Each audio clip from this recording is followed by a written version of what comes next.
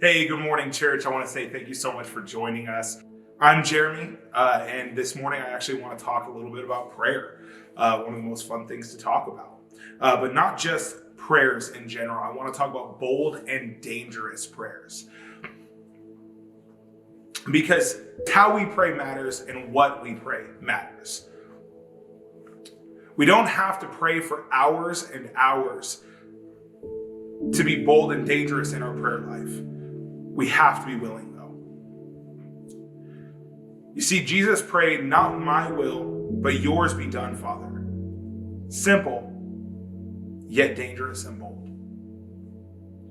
When we start asking God to reveal to us who He is and who we need to be, ready to ask yourself if you are ready for the change that will come when you ask God these questions.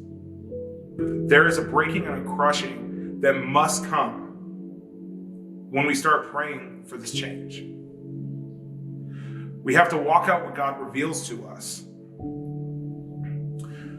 Because honestly, the time of children's church prayer is over for us.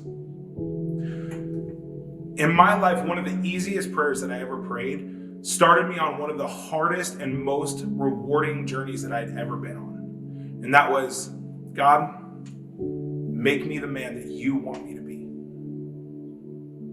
You see, I thought when I prayed that prayer that He would just instantly make me the man, the father, the husband, the son that I needed to be. And I forgot that there needed to be a process to get there. And that process was one of the most important parts of that journey. Be willing to be bold, be dangerous. He will always catch you. He will always move you through at the speed that you need to be moved through. And I think that we'd be doing a disservice if we talked about dangerous prayers without talking about David. In Psalms 139, 23, and 24, he said, "Search me, O God, and know my heart. Test me and know my anxious thoughts. Point out anything in me that offends you, and lead me along the path of everlasting life." At this time, David had to fight through so many emotions. He was the anointed king. He knew this. But he had to fight through so much anger and so many people coming against him.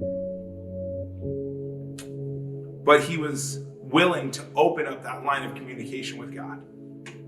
Are you willing to open that same line of communication? Are you willing today to be dangerous in your prayer life and say, "God, search me and reveal to me the things that I do that offend you"?